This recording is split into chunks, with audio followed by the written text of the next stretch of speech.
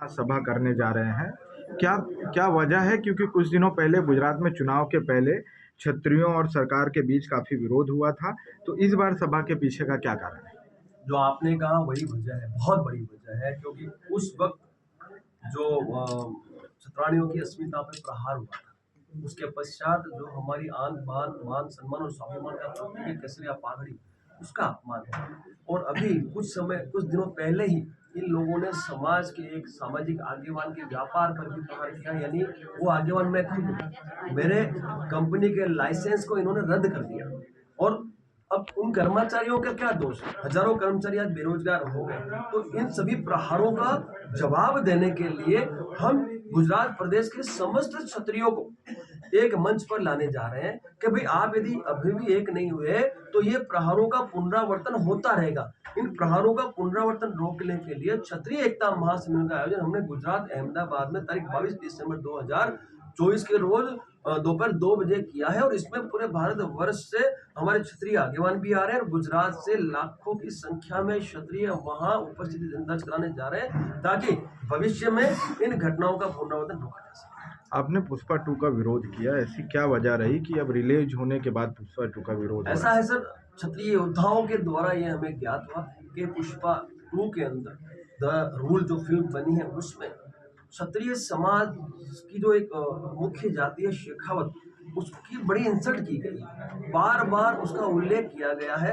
भंवर सिंह शेखावत नाम का एक पात्र है, उस पात्र को लेकर एक हीरो के द्वारा जो स्टेटमेंट्स दिए गए, जो निम्न स्तर के जो निंदनीय टिप्पणियां की गई है शेखावत शब्द को लेके, उसका विरोध जायज है। क्षत्रिय समाज का अपमान आखिरकार क्यों? सालों से ये फिल्म इंडस्ट्रीज विचारों की अभिव्यक्ति की आजादी के नाम पे क्षत्रिय समाज को हमेशा निंदनीय और अपमानित दृष्टिकोण से दिखाती आई है।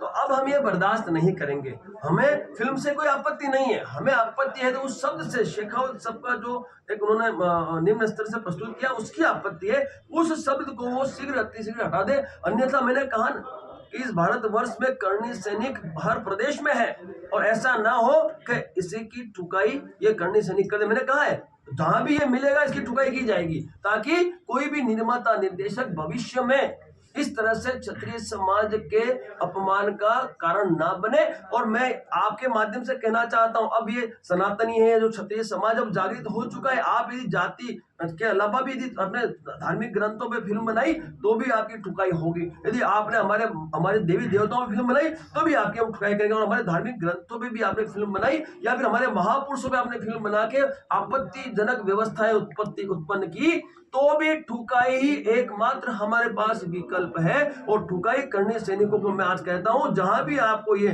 पुष्पा 2 का निर्माता मिले उसकी ठुकाई अवश्य कर देना।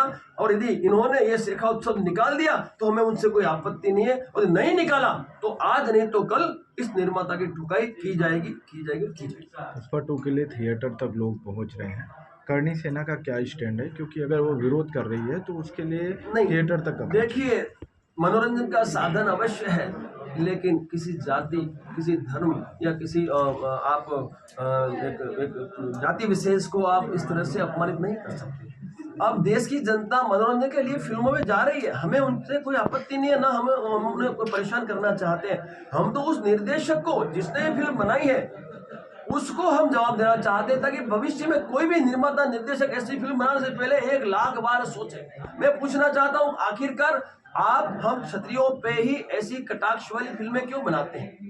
आपको हमसे क्या आपत्ति है? और शेखावत शब्द का आपने इतना निम्न स्तर से उपयोग किया है, तो शेखावतों ने आपका कुछ बिगाड़ लिया है क्या?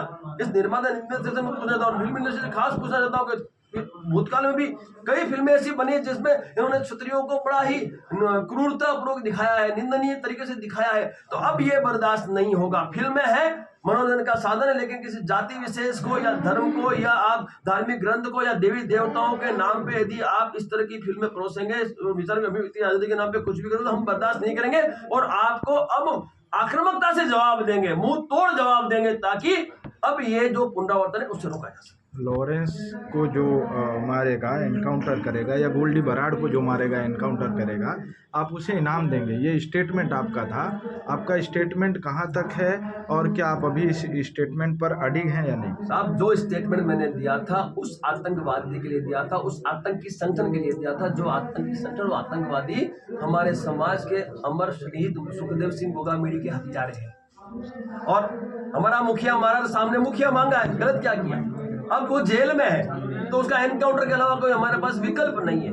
या कैदी उसको मारे या जेल में एनकाउंटर उसका हो, जेल के बाहर आने जाओ तो एनकाउंटर तो हमने भी बहुत सारे किए हैं। जब देश की रक्षा के लिए हम कश्मीर में तैनात थे तो हमने कुछ गलत तो नहीं किया। आज भी मैं मेरी जो घोषणा है उस पर कायम था, हूं और रहूंगा। मैं किसी के बाप से डरता नहीं हूं साहब, मैं डरता तो महादेव से। देवों के देव महादेव, वो लाता है वही ले जाता है, हम डरे क्यों? हमारा मुखिया मारा है तो सामने हमने मुखिया की मांग की है और उन दोषियों की मांग की, जो दोषी आज भी पुलिस की गिरफ्त से बाहर है। तो मैंने जो मांग की है, जो मैंने घोषणा की है, उस घोषणा पे मैं कल भी कायम था, आज भी और आगे भी कायम रहूंगा। और मैं इतना और कहना चाहता हूँ, जिस दिन ये लॉरेंस जेल से बाहर निकला उसी दिन क्षत्रिय योद्धा उसको न ठोक दे तो मेरा नाम राजशेखर हो। आपने जो घोषणा की थी जो रकम देने की, वो रकम पर अभी तक किसी ने उसका एनकाउंटर नहीं किया, तो क्या आप उस रकम को बढ़ाएंगे?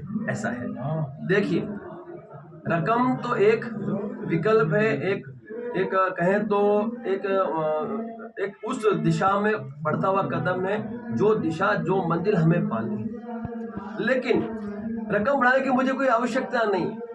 जो भी व्यक्ति इस कृत्य को करेगा उस व्यक्ति को नगद पुरस्कार से सम्मानित करने की जो हमने घोषणा की है, वही नगद पुरस्कार जो हमने घोषित किया वो दिया जाएगा। हमें कोई नगद पुरस्कार की राशि बनाने की आवश्यकता नहीं है। लेकिन मैं आपके माध्यम से ये अवश्य कहूंगा केंद्र सरकार को कि प्रथम पुण्यतिथि जा चुकी है, हमारे सब्र का बांध टूटता जा रहा है। ऐसा ना हो कि भारतवर्ष का क्षत्रिय साबरमती जेल पे पहुंच जाए बड़ी संख्या में, फिर व्यवस्था संभालने की आपकी हैसियत या आपकी औकात नहीं रहेगी, तो ये क्षत्रिय अब बर्दाश्त नहीं करेगा। और आवश्यकता हुई तो मैं फिर कहता हूँ, मेरे भारतवर्ष के क्षत्रियों को मैं साबरमती जेल पे इकट्ठा करने की भी ताकत रखता हूँ। ऐसा ना हो कि हमें ये कदम उठाना पड़े। अभी भी समय है केंद्र सरकार के पास कि वो जो